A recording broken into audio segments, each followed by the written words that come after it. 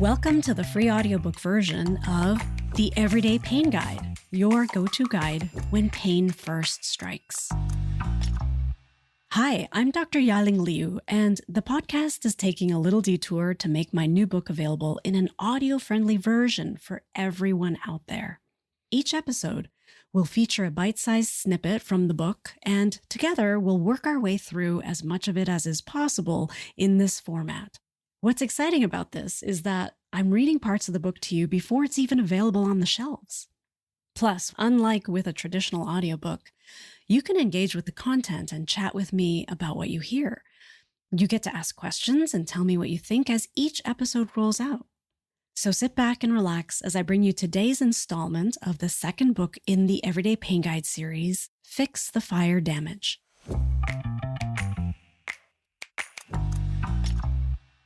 In the last episode, we finished up the first phase of action, release, for the body chemistry action plan. Today, you'll hear the beginning of the second phase of action, retrain.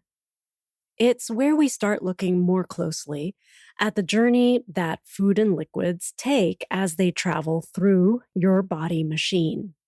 The retrain phase of action will help you influence this journey for the better, to start unburdening your body from biochemical contributions to inflammation and pain body-wide. As with all of these episodes, the information, techniques, and suggestions discussed here are not intended as a substitute for your own medical care. Always consult a healthcare provider before implementing any advice referenced here.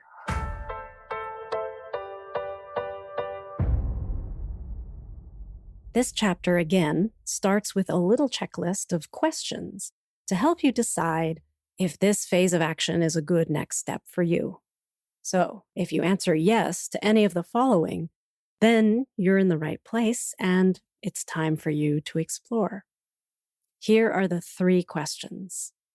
Did you get relief from the body mechanics action plans, but still find your pain is not completely gone? Do you also have any of the following? Minor digestive discomfort, bloating, heartburn, constipation, or loose stool, for example. Headaches, minor upper respiratory symptoms, including postnasal drip or skin rashes. And thirdly, have you explored spending 1 or 2 weeks in the release phase by taking a break from at least one of the big 3 burdensome garbage items? The key tactics to keep in mind during this retrain phase are as follows. The goal here is to either nurture or get out of the way of your garbage journeys. How are you going to do this? Number 1, by supporting your garbage influencers. Number 2, by supporting your liver auto detox steps 1 and 2. And 3, by supporting the repair and maintenance of your gut wall. When should you use these strategies? There really isn't a bad time to start this phase of action, but it is a good idea to navigate the body mechanics action plans first, or at least simultaneous to your exploration here. This action phase is designed to help you deal with all the invisible biochemical burdens in your life that you cannot avoid or don't even know you're being exposed to. When you focus on retraining your garbage journeys by fine-tuning your garbage influencers, you're building resilience and increasing your tolerance for all potential inflammatory stressors, those items that can enter by way of the journeys through the body taken by food, liquids, air, soaps, or lotions.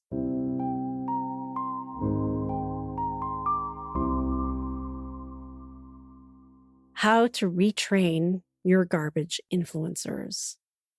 At this point in the book, you will now see a diagram showing the outline of all 3 garbage journeys starting at each body entry point: mouth, nose, and skin. And in this diagram, you'll see highlighted the main garbage influencers, structures on each path that transform your garbage for you as it makes its way to the blood transport system, which is where microscopic elements of everything eventually end up in our blood. You can refer back to the episodes on the Body Chemistry Repair Guide at the beginning of this section for a reminder about the role that each of these influencers plays in processing your garbage. What follows here are simple action steps to help you optimize their function for pain-free body chemistry, starting with 4 garbage influencers found along the food and liquids journey.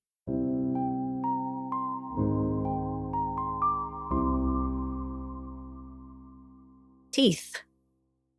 Take time to chew. Use your teeth and try not to eat on the run. When you feel a smooth consistency in your mouth, then you know you've chewed well.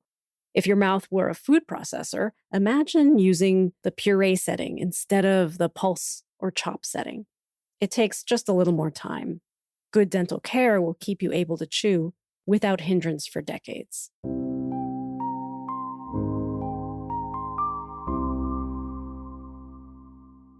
Saliva. If you pay attention to your chewing, you'll notice that more saliva is produced the longer you chew. If you, like many people, take certain prescription medications for pain or mental health, you may have slightly impaired salivation. And in this case, it can be more important for you to cut back on beverages with caffeine and alcohol because they can add to impaired saliva production. Whether or not you have dry mouth, everyone should consider taking small sips of water all day long to help optimize salivary gland activity.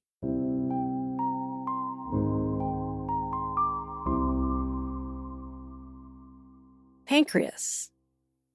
The garbage influencer role here is through the production of enzymes that handle the breakdown of protein and fats as well as carbohydrates. By keeping your overall inflammation level low, you will decrease stress on the pancreas, freeing it up to produce all the enzymes you need. Major inflammatory foods that stress the pancreas include alcohol and sugar. If your pancreas is overworked and tired, it can feel helpful to add supplemental enzymes with each meal. This will give your pancreas a chance to rest and recover. For a complete set of enzymes to break down all 3 categories of foods, look for something called a full-spectrum enzyme, containing amylase, protease, and lipase.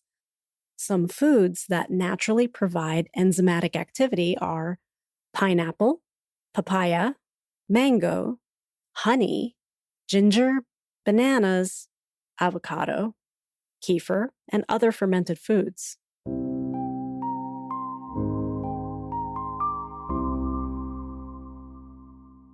And finally, for this episode, gallbladder.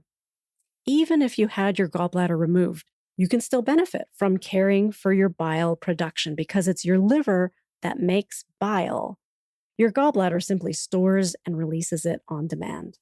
Bile breaks down fats and helps to eliminate toxins. The liver sits right up against your respiratory diaphragm on the right side of your body. And when you breathe deeply and with both your ribcage and your abdomen, you effectively use your respiratory diaphragm to massage the liver and gallbladder. The mechanics of breath drive blood flow in and around both the liver and the gallbladder. This sort of breathing naturally happens when doing cardiovascular exercise.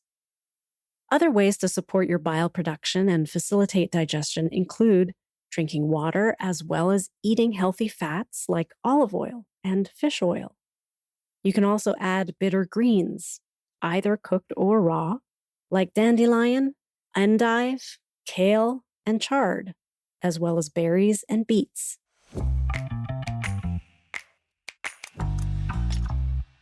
That completes the first of 3 episodes detailing the retrain phase of action in the Body Chemistry Action Plan from Volume 2 of the Everyday Pain Guide series, Fix the Fire Damage.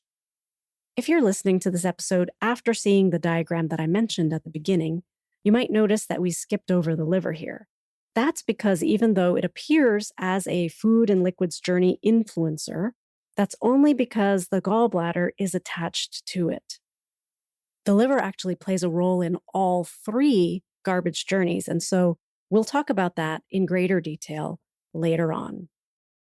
If while listening today, you find yourself wanting more information about these 4 garbage influencers, you may want to refer back to some previous episodes about the Body Chemistry Repair Guide, where we get into greater detail about the structures and the functions. Here's my question for you today. Many people with difficulties in either the area of the pancreas or the gallbladder also, at some point, may report pain in the mid-back or around the shoulder blades. If you are one of these people, I'd love to hear about it. How long did it take you to figure out that your back pain was actually related to something internal? Did the pain in your back or shoulders go away once your gallbladder or pancreas recovered?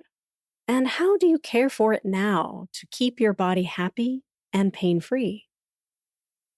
Please consider how sharing your experiences with pain, or your questions, or just your thoughts, can help others in the Better Pain Coping community on Substack. Come chat with me and your fellow listeners about this or any other episode. Check the links in today's show notes to see how you can join that conversation for free if you haven't already. In the next episode, we continue learning how to retrain our body chemistry by continuing our examination of how to better care for the influencers specific to the air journey and soaps and lotions journey through our body. See you then.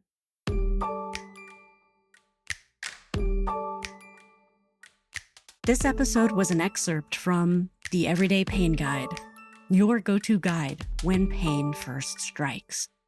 Written and narrated by me, Dr. Ya-Ling Liu, with audio editing and production provided by Organized Sound Productions. Do you have questions or comments about today's episode? You can shoot me an email anytime at hello@stopeverydaypain.com. That's HELLO@stopeverydaypain.com. If you have friends or family members who you know are struggling with persistent, recurring aches and pains, tell them to check out the podcast while they're waiting for the book. To help me get this information to as many people who need it as possible, please consider leaving an honest review, but I'd also be super grateful for a simple like, follow, or share. Thank you for helping me put a stop to everyday pain.